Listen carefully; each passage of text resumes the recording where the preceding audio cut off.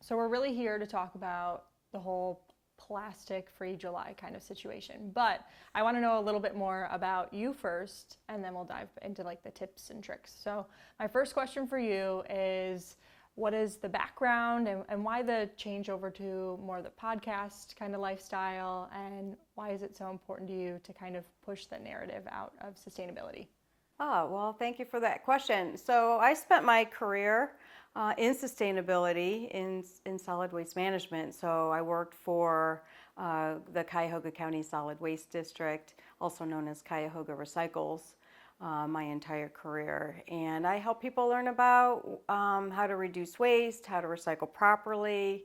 And when I retired a year ago, it was a way to stay engaged with the people that I had met over the years, but also I wanted to continue that educational role and in a new medium. So a podcast was something totally new for me, and I was kind of prompted to starting a podcast by my daughter's partner, Greg Rotuno. So he produces the show, EcoSpeak CLE.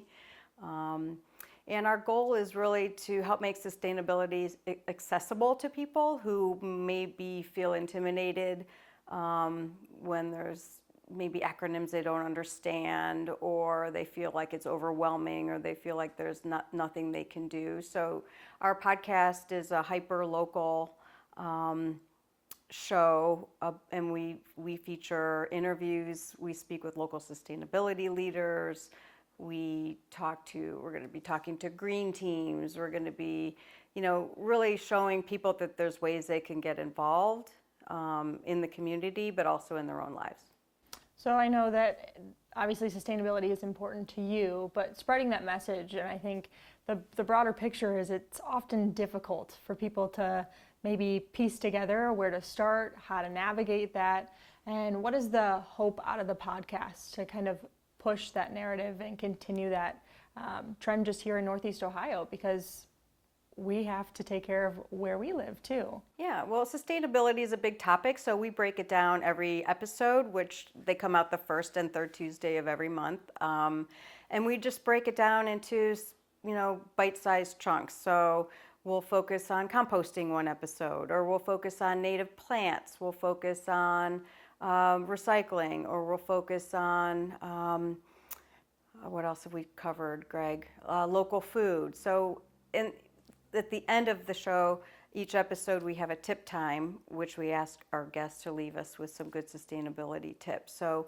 we're giving information, but we're also giving practical advice on how to kind of incorporate the information and how to get involved. So with your career being spent within kind of the recyclable field, and then talking to people over the years and even bringing guests onto the podcast, what are you thinking of, or what comes to the top of mind of things we struggle with here in Northeast Ohio, and maybe just as the United States, maybe globally, that we could improve upon when it comes to becoming more sustainable? Well, we have to focus on climate change. We have to reduce our energy consumption and move away from fossil fuels. So we've had episodes on solar, and I've got solar panels on my house. We also have to protect our fresh water in the Great Lakes. I think those are the two big ones. But then sort of at the community level, we need more green space. We need to increase our tree canopy. We need to make this whole effort more equitable and inclusive. I think a lot of people end up kind of trying to wrap their heads around, where do I even start when it comes to becoming more sustainable, more environmentally conscious, and I think that can be overwhelming at times. What are some of those first things that you think of, or maybe now that you look back at and say, I could have done those as very simple starters? Well, I think just learning is a great place to start. I mean, yes, there's lots of individual tips and things that we'll probably get to today to talk about, but there are ways to learn more about sustainability and the environment through the programming you're doing on WKYC, through our podcast. Get involved with a local environmental group.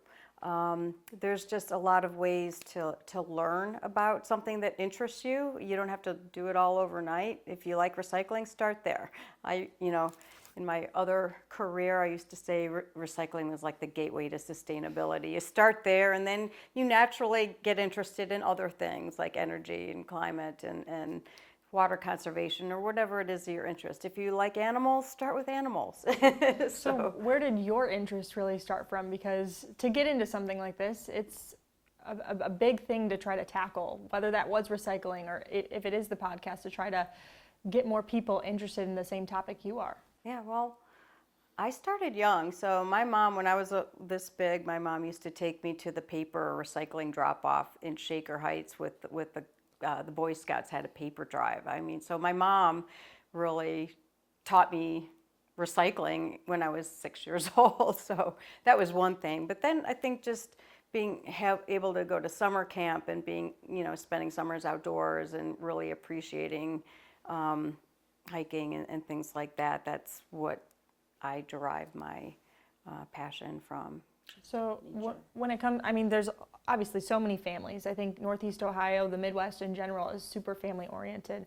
And it's more than just getting yourself involved. It's maybe getting the family involved. Like you were saying, when you were little, that's where your interest really started. How do parents or whatever guardian is in that family unit to try to encourage this from the bottom up too?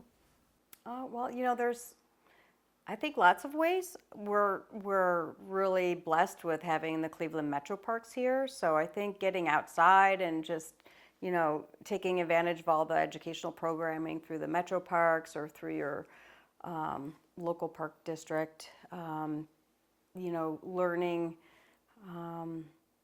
enjoying the outdoors will help you appreciate nature more. And then I think things follow from that. And then just really talking about the Plastic-Free July. First off, what is Plastic-Free July? Because I know it actually started in Australia, correct? Yes, I'm learning too about Plastic-Free July. It started in 2011 in a little town in Western Australia. I think it was like a local government campaign that took off. And it is now celebrated by millions of people in, I think, 170 different countries. And it's really an individual challenge that people will, for the month of July, look at their plastic usage and consumption and try to pick one or two things that they're going to work on for that month. And then after a month, it becomes a habit. And by then, they're doing it in August and beyond. So when you think about it being an individual challenge that's being practiced by millions of people, you realize, that there is power in numbers. So, it's not just one straw, it's billions of straws, that can be reduced if everybody is practicing that. So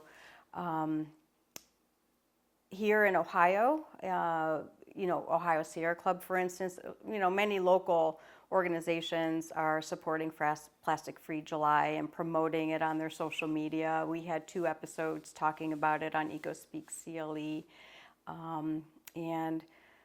So pick something that you're doing. So take stock, look in your grocery cart or look in your garbage can and see what, disposable items that you're bringing into your house and you're consuming for a short time that will be in the environment forever.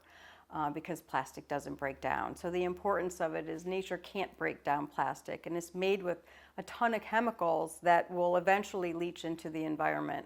It's already leaching into the environment. So it doesn't break down, it just kind of breaks up into little pieces that are already accumulating in our ground and in our water and in our air. So this is an issue that affects everybody. Everyone should be concerned about it.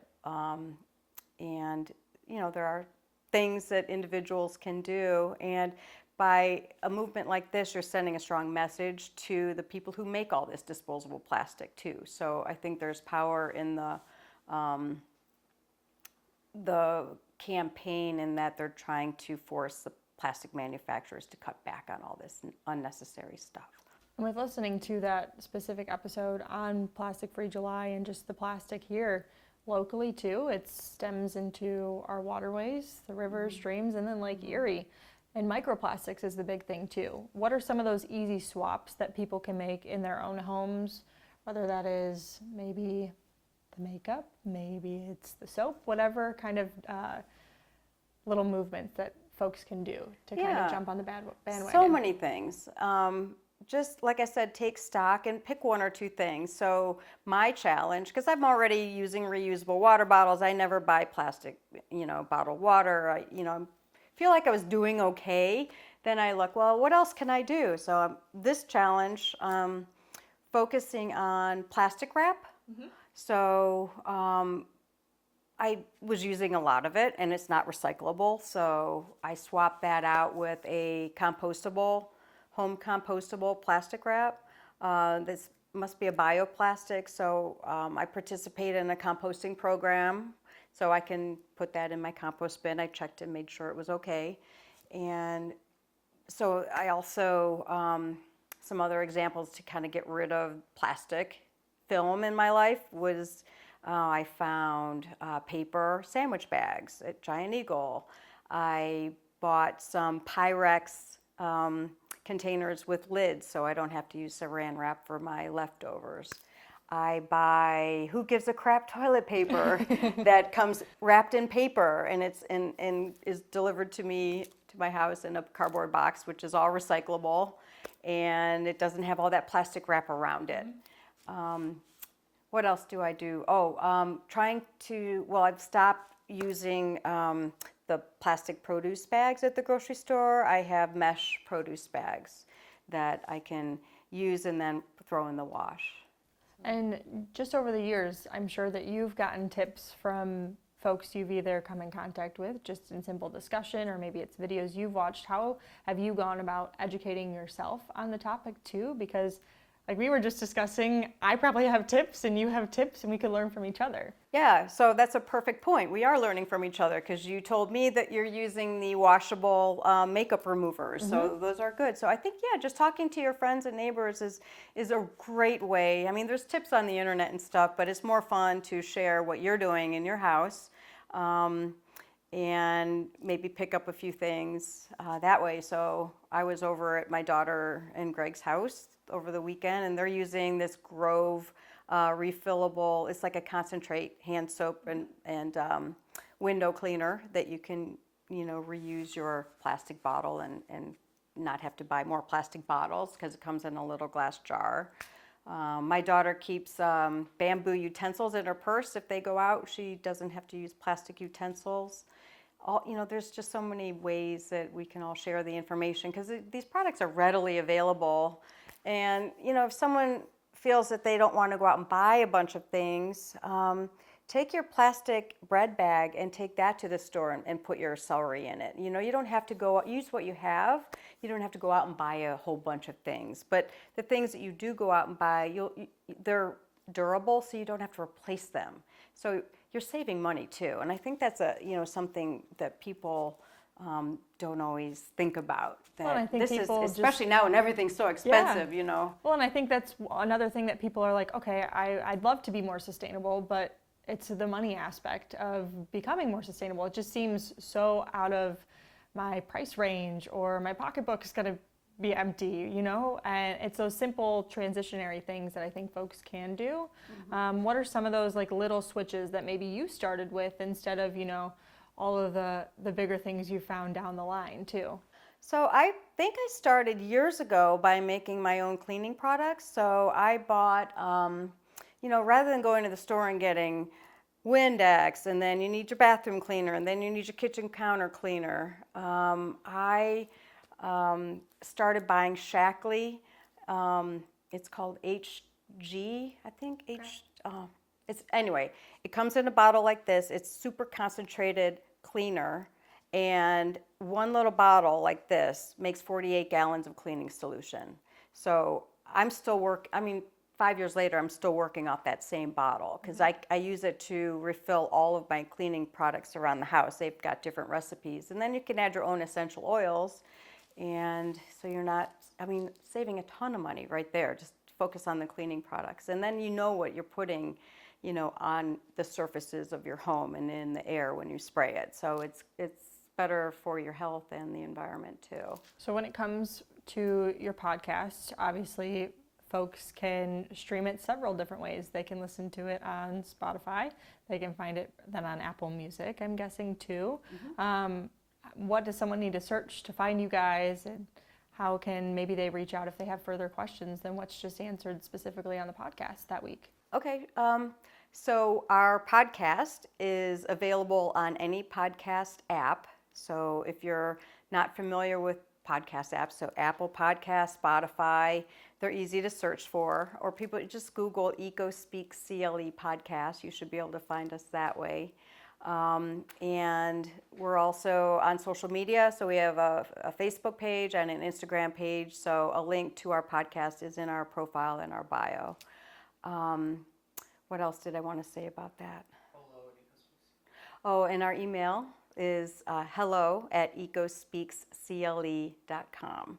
And we love getting, hearing from our listeners, what topics they want to hear, feedback and all that stuff.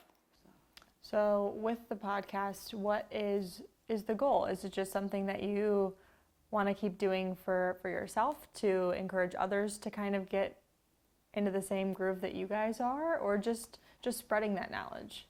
Both. So we really want to build community. We want to we want to get more people interested in sustainability, because it's just Cleveland in Northeast, well, it's not just Cleveland, it's Northeast Ohio, but it's a regional podcast.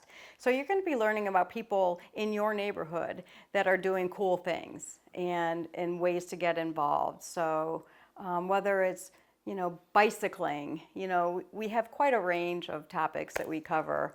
And we just want it to be, we find it interesting. We have guests that we're curious about. We say this podcast is for the eco-curious. And so we feature topics that we're curious about, and we're learning as we go too. So there's so much to know, and there's so many interesting people in this town that are doing interesting things, and we just want to spread the word. And, we're thinking about having some meetups and doing some in-person things as well. So we'll probably, we'd like to grow beyond the podcast medium to connect more in person with people down the road. That'd be awesome. And I just want you to reiterate the fact that you don't have to be perfect with any of this. It's just simply starting something and then potentially growing amongst that. Yeah, exactly. I mean, no one is going to be perfect. You'll never get plastic out of your life, because there's just too much of it. But you can reduce it. So it's not plastic free, it's plastic less. You're not going to be able to recycle everything, but recycle what you can. There's a lot of, it'll always be imperfect, but it always feels better trying than not trying. So it's a journey, not a destination.